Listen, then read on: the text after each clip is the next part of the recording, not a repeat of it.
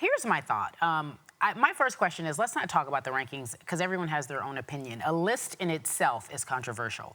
But why do these lists seem to bother players so much? We've seen all the tweets and the response and people just angry in general, not to this list per se, but lists in general and rankings bother them. Why is that?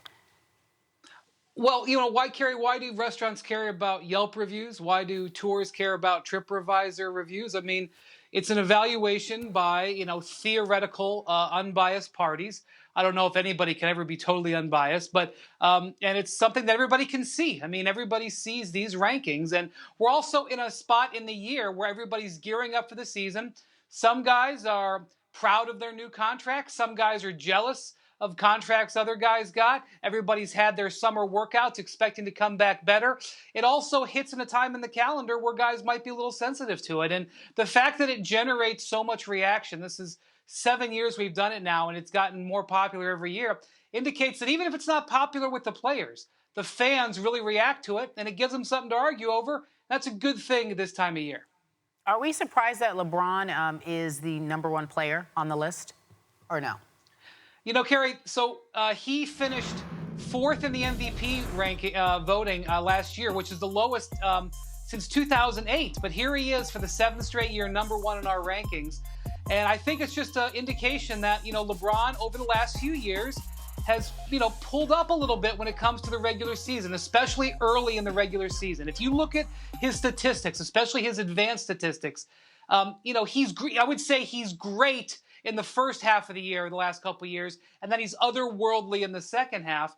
But those first couple of months, November, December, January, is when the MVP race kind of gets framed. And recently, LeBron hasn't played his best in those months. But if you go back and look, he averaged a triple-double in the finals last year. 2 years ago in the finals, he had maybe the greatest series of his career. So he's still at the top. He just doesn't, he paces himself a little differently.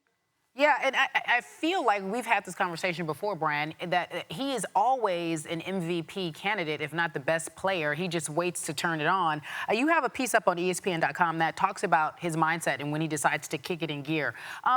Do you know why he does that? Is that obviously self-preservation, trying to control himself and his body and his mind? Yeah, he just, he's now been in the final 7 years in a row. He knows what the cyclical beating on his body is. But, I actually think, Kerry, that he is probably a little irritated. Not probably. He is irritated by the way the MVP voters have voted for him in recent years. And, obviously the MVP is a regular season award. He understands that. And 2 years ago, when Steph Curry won the MVP unanimously, he admitted, Steph was the MVP. But the way he slid down the rankings, I think irritates him because he believes, especially his leadership quality within the Cavs team, isn't evaluated properly. So when he saw 4th last year, he kind of rolled his eyes and just said, I'm going to show you in the playoffs. And he's, I think, accepted that he's probably going to end his career with 4 MVPs like he's got, and he's going to have to be okay with that, even if he believes he should have won, maybe twice as many as that.